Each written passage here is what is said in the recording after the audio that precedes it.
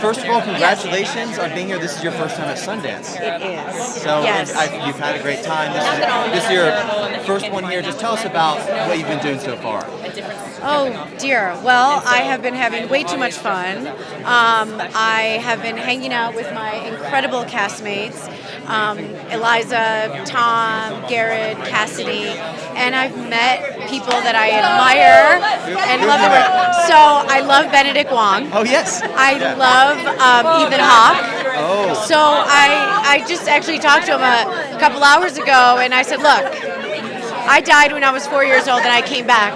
So I live a life of no regrets. So I just want to tell you, you are an actor's actor, and I love that 11-minute scene I think it's before sunrise.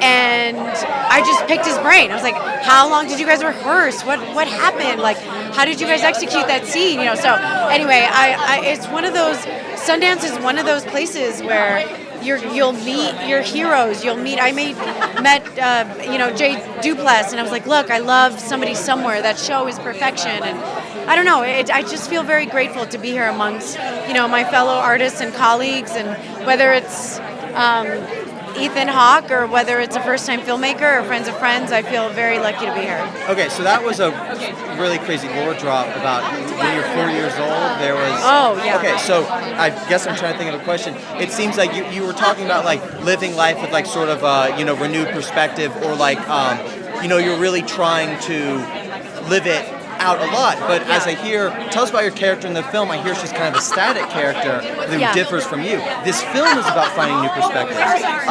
So tell us about your role and maybe how your experiences have influenced this character. Yeah, sure.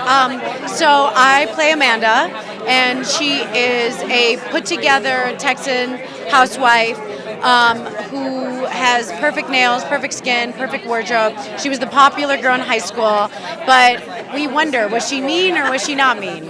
Was that just Jamie, who is Eliza's character, was that just her perspective, or was she really a genuine friend? I guess you'll just have to watch the movie. But that was really fun, and then Spanish is my first language, so I wanted to incorporate that into her character, and they did, so I get to speak some Spanish, and it was really fun. And as far as like the bigger picture, oh, there she is, woman of the hour. The bigger picture of I died when I was 4, I'm now just grateful for every single day. Hi guys, my name is Cole. Thank you so much. So first of all, just can you give us your names and tell us your roles, and then I know what you guys have done. So then tell us about crafting I've been listening to your responses down the comment. Tell us about crafting a natural look for these characters in the film. Sure. Well, my name is Derek Robertson. I was the department head for hair and makeup. I'm Amela Baksic, and I was the costume designer for Chasing Summer. All right, and then tell us about making the look. Yeah, I think it was really important for Josephine for the look to be real and recognizable, but also somewhat elevated, because you're seeing the whole movie through the main character Jamie's eyes. So when she comes home and she has to deal with some fears from her high school, and she has to confront those fears, at the beginning of the movie, you're seeing everything somewhat disjointed. The patterns are stronger, the shapes are stronger, the colors are stronger. As she sort of deals with her fears and kind of finds herself in the movie, everything becomes simpler and sort of more realistic. So there's kind of a journey to the costumes because it's seen through her eyes. Yeah, and I think exactly what she said was absolutely true in her design.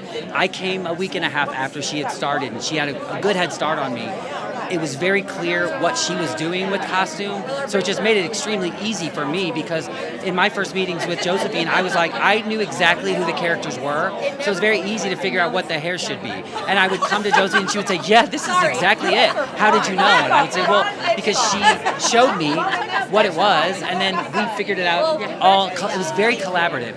Probably the most collaborative project I've ever worked on. There was in terms of hair and makeup. Yes, incredible. especially Incredible. for us. And every day she would come to me and say, this is the best hair and makeup I've had. Because costume is nothing without hair and makeup. You can have the best costume. If you don't have the right hair and makeup, it doesn't complete it, and you don't have the message. So right.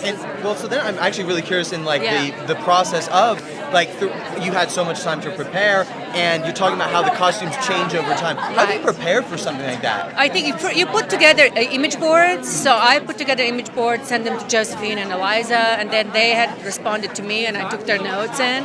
And so then you kind of go out and start shopping and create sort of the racks for the character. That the director comes in, looks at the racks, and then you go into the fitting, and then the fitting, the actor comes in. So you have your idea and the actor's idea and contribution as well. So you kind of build the character from there. That is cool. That's such a cool process. And then finally, I don't know, what do you guys hope people take away from just seeing the film? Have you guys seen the film yet? I have not seen the final film, so I'll be watching it right along with everybody tonight. You've seen some of the first draft. I have seen a rough cut. Yeah. I just hope, it's really wonderful to have a female character who is in her late 30s being treated without judgment. Her journey is without judgment and what she does. And I hope people understand that. And great visuals by Josephine Decker and Eric Branco, who's our DP.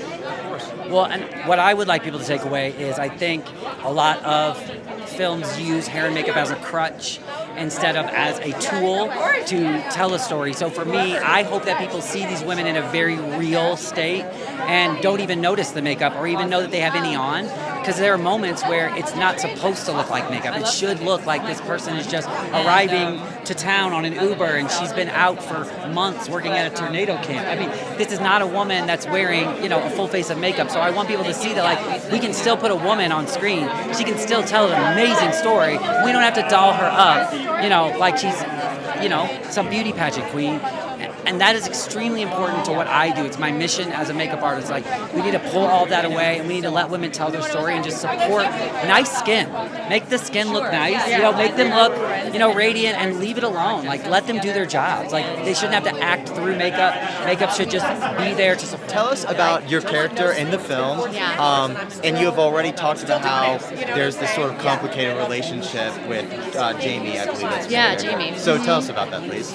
Yeah, I play Morgan, one of the Jamie's high school kind of frenemies, and it's one of those feelings where women run in a pack and they can be kind of intimidating, but from the inside of it, we're just friendly hometown gals, moms, and I think it's really about Eliza's character Jamie reinterpreting her relationship with her high school friends and also herself at that time. What do you hope people take away from this film? I hope they laugh. I hope they think it's sexy. I hope they think it's fun, and I hope they tell their friends. And finally, Josephine she's done a lot of drama, but she's known for a sort of improv, maybe a heavy style. Can you tell us about maybe a moment on set that was just an interesting moment? Yeah, actually, we really, working with Josephine, I feel like we got to take some of these moments that would feel very cliche, and we got to turn them just a little twist to make them a little bit interesting, a little bit more stylized,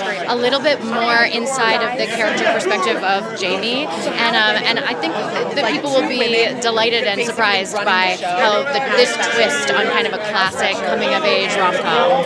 Thank you. Give us your name, tell us your character's name, and then tell us about the character in the film. My name is Lauren Aboulafia. My character's name is Lexi, and she's stayed at home, didn't leave her hometown, Texas, and just kind of kept with the same friends. She's the person that you think of when you think of they never left their hometown of Texas, and they still live in that high school life, but she's sweet and she's kind and she means well. Okay, now can you tell us, was there, obviously this story is supposed to be personal for so many people. Did you take a certain part of yourself in your character, or are you two very different people?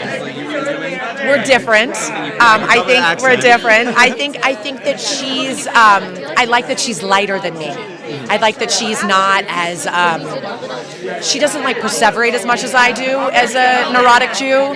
She's like a light Texan that's just oh my God, this is just so nice. And I think that's such a joy to play, because what if we all just were yeah, what's the problem? There's no problem, Instead of oh God, so that was fun. And so finally, tell us about, Josephine has a very specific style of almost dramatic, maybe improv style directing, but you're also working with a very specific, focused script from Eliza. Tell us about those two experiences. What a great question. I love you. that. Oh. I like to play like that, though. So I liked both. I liked to improv, and I liked how Josephine, that's just so astute. I like Josephine's playfulness, so they kind of worked for me. I like to find it different ways, and Josephine has like a texture that's like I've never experienced.